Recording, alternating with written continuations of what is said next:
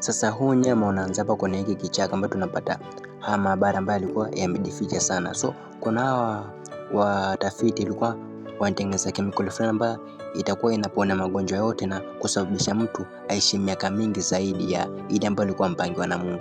Lakini ile kabla hawajafanya utafiti, mara walivamiwa na mnyama mwingine wa ajabu.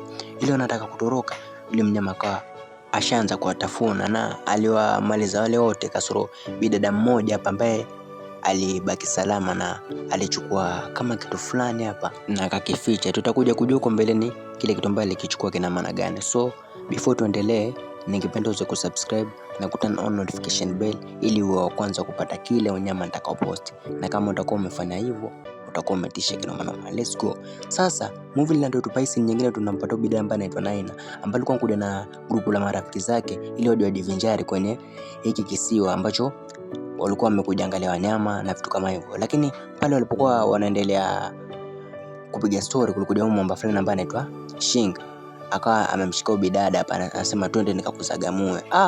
Bidada kuona vile akasema wewe umeruka na akili. So kwa demu mwamba ambaye ni babake Shing, ukijana sasa akangudia mwa vile vitu, lakini akamsukuma babake akamwambia mzee toka bana, niache nikazagamue mimi da. Mzee akabana yuko pale analia, akawa anaeleza wale mfanyikazi wenzake, kwani mtoto wangu tabia yake ni hiyo tu, hana heshima kabisa. Yule dada Kanena akawa anataka kumshambulia yule mwamba, lakini akawa amedhibitiwa kwa kijana fulani ambaye anaitwa Chan, akawa amekuja na akawaokoa.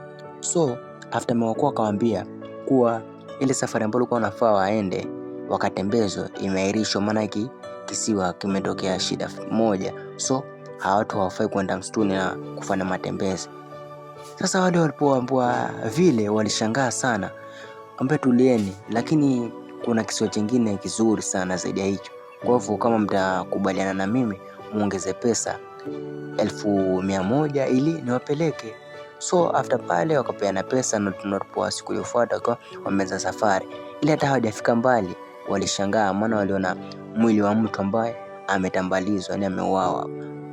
Sasa huku tunampata huyu partner wa Chan, akawa ampata chuma fulani akawa anakitingisa, mara akatonewa na kama maji kwa kichwa. Ile anaangalia hivi alishangaa kuona yule mnyama ambaye tulimuona pale mwanzo wa movie, na akawa ashamalizwa. So baada ya masaa mawili tunapata hii group ambayo inaongozwa na Chan ikiwa imefika pale mahali. Kufika hapo akashtuka, maana alikuwa ameona damu na viatu vya yule mwamba ambaye alikuwa amemalizwa na yule mnyama. Lakini kwa Chan akamwambia chini, wasiwasi, rafiki yangu namjua, atakuwa anatutania ili ajue aone kama tutafanya nini. So acha nimpigie ili mumsikie.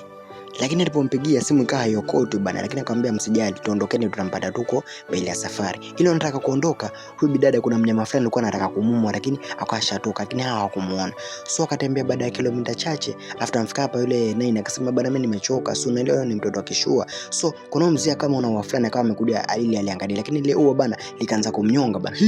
Huwa tena ndanyuka mtu, wakawa wanashangaa alishaanza kumvuta. Ile unamfuata ile ukamtetee, hao nao wakawa wameanza kushambuliwa na mti. Yaani mti bana uka ni mtu mwingine wa ajabu ambao unashambulia watu bana. Yaani ni mti lakini hii ni hatari sana. So wakawa wameanza kushambulia ile mti, lakini kwa bahati nzuri wakawa wameudhibiti ule mti na wakawa washajiokoa na wakawa wamebaki salama.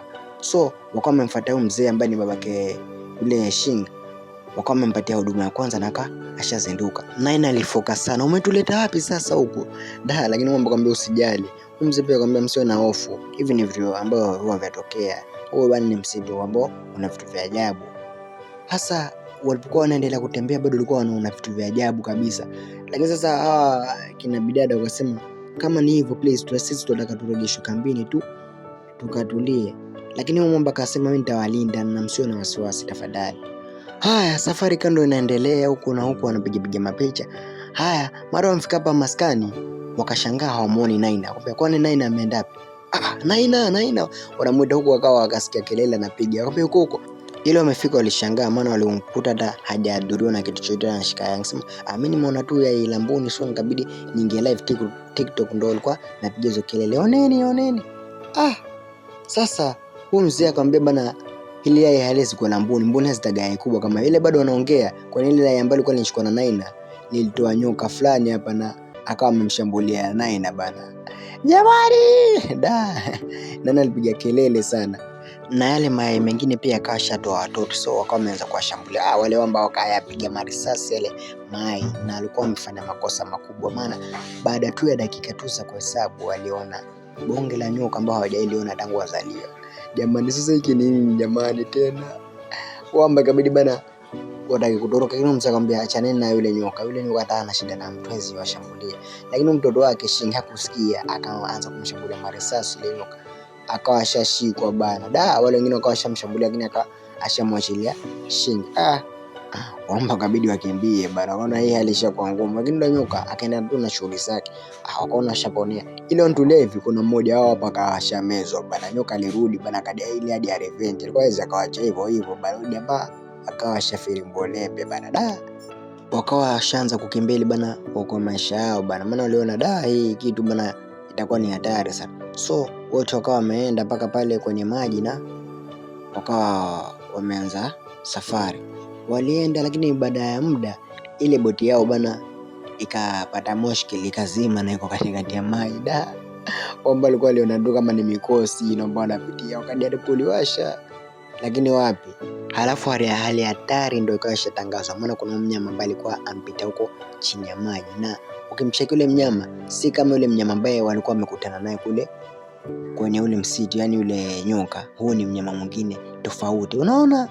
Na huyo ndio alikuwa amemuua best yake Chani, lakini walifanikiwa kutoka salama. Ila wamfika huko sasa ndo akakutana naye ana kwa ana bana. Hiki nini tena jamani? Jamaa alikuwa anaona tu mikoso. Kamuuliza, wewe Chani umetuleta wapi sasa huku jamani? Umesema unatuleta sisi tuje tuone mazingira na tufanye uwindaji wa wanyama kama sungura. Sasa mbona tunaona viumbe vya ajabu kama hivi?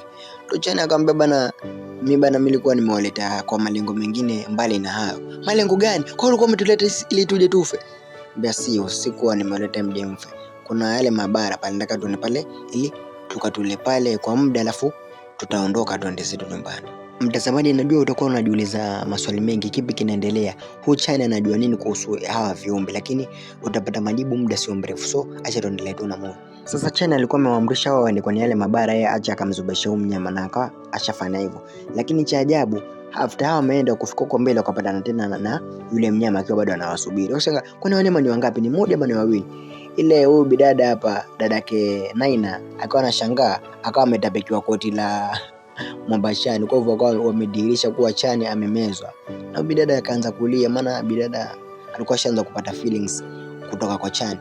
So wakawa wamekimbia paka kwenye haya mabara huko ndani, lakini mnyama bado akawa anawafuata. Lakini kufika huko ndani walipata na yule bidada ambaye kama mnakumbuka aliponea pale mwanzo wa ile sinema, yule ambaye akachukua ile picha. Mnamuona huyu? Hebu nikuregeshe nyuma kidogo kama utakuwa umesahau. Ndio huyu bidada. Kuna ule wakati paka akachukua ile picha, alafu nikakwambia nitakueleza mbeleni kwa nini alifanya vile. So hapa ndo acha nikuelezee kinagaubaga. Huyu bidada ndo akaamua awaelezea akina Naina. Ndipo kaambia baada ya kuwa wametengeneza ile chemical ambayo itasababisha mwanadamu aweze kuishi siku nyingi zaidi ya zile ambazo alikuwa anatakiwa aishi, na pia kumfanya apone magonjwa yote ambayo yatakuwa yanamsumbua.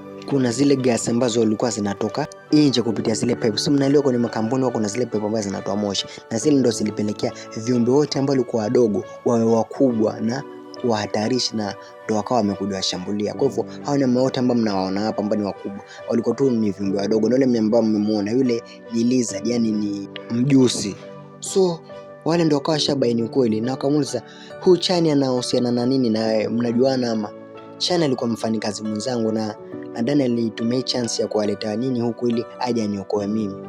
Baada ya maongezi pale walisikia kama mzee mzima akawa shafika, yani yule mnyama wa ajabu. Sasa wakawa wametoka ili wajifiche. Alafu tunampata Chani, kumbe Chani pia hakufariki. Ndio huyu bidada akamwambia, yani wewe ulikuwa umetuleta ili tufe? Akasema hapana, mimi nimekuja huku kwa lengo la kumwangamiza huyu mnyama, maana najua kama serikali itabaini hivi vitu ambavyo tulifanya sisi hatutaponea, lazima tutapelekwa gerezani. So kitu ambacho kilimfanya nije huku na singeweza kuja peke yangu, nilikuwa nataka tu kama company. So ndio nikuja kwa lengo la kumuangamiza huyu mnyama, na kuna mbinu ambayo nimpata hapa. Huyu mnyama venye ile chemical ilimuingia, anaweza kuuliwa na moto ambao utakuwa ni wa high voltage, yani moto ambao utakuwa ni mwingi, yani steam ambayo itakuwa imeunganishwa ikawa inatoa moto mkubwa, ndio inaweza ikamwangamiza huyu mnyama, so inabidi tuchore plani tumuue huyu mnyama, bila hivyo hapa hatutatoka salama. Plani yenyewe ilikuwa gani? Ilikuwa ni kumzubesha yule mnyama na umpeleke pale mahali ambapo patakuwa na zile nyaya za stima. Akifika pale hawa wake on ili yule mnyama apigwe shoti na kumalizwa, na wengine waliamuriwa waende kwenye gari ili waanze safari, lakini ile gari ilikuwa limekata kuwaka. So mnyama after ameelekezwa pale kwenye stima, huyu jamaa ambaye alikuja mzubesha akaikaoni, lakini cha ajabu moto bana haukufanya kazi. Plani ndo kawa ishafeli. Hawa wengine ambao walikuwa wanataka kuondoka na gari, yule mnyama akawa shaona, akawa ankuja akapiga ile gari bana kichwa kalifanya likageuka upside down, yani juu kukawa chini na chini kukawa juu, yani ilikuwa noma sana yani. Babake Chinga yani ilikuwa anaona tu mauzauza, yani mimi nimezeeka tena bado napitia mateso haya, si itakuwa hivi mpaka lini? So ikabidi wakae wanamshambulia yule mnyama wakitafuta namna ya ku set kule kwa stima. Shing ndo atishing Chan ndo aka ashafika huku ili ajaribu kuangalia venye atatengeneza huku, na akashafaulu kuweka on. Mnyama bana alipigwa shoki noma, lakini naye alikuwa kule ndani pia, ile shoti ilimpata. Mnyama alipigwa shoti nyingine hatari mpaka akageuka mboso, yani alishiwa paka dondoka chini hapa na akashamaliza. So Chani huko naye ashapata na ile shoti. Bidada akawa analalamika, Chani usikufe na kupenda. Chani kusikia vile ndo akaamka bana, kumbe Chani alikuwa anataka kusikia yale maneno kutoka kwa yule bidada. So after pale akamwambia nini, ndeni nyumbani, acha mimi kuna kitu nataka nikamilishe hapa katika hii mabara bado. So wale wakawa shadichenga na Chani akawa shabaki, alikuwa anabonga na huyo bidada ambaye alikuwa kwenye hii factory. Na hapo ndo nakuwa mwisho wa nyama, lakini before tumalize hii movie nataka ujione kitu hapa. Yule bidada ambaye alikuwa anaishi pale kwenye yale mabara, ungeshangaa kwa nini hafi na hali. Kumbe bidada pia aliafektika na zile chemical, na bidada pia ni kama hawa wanyama. Je, ilikuwaje? Hiyo tutabaini kwenye sehemu nyingine ya movie, na kama mko ready kuipokea mtaniambia hapo kwa comment. Kesho tayari nitawaletea. So ningependa usikusubscribe na kuturn on notification bell ili ninapoandaa movie nyingine yoyote uwe wa kwanza kuipata. So kwa sasa acha tuishie hapa. Goodbye. Tukutane katika movie itakayofuata. Mimi wananiita Mr. Now na hii ni Mr. Now Recap TZ. Goodbye. I need some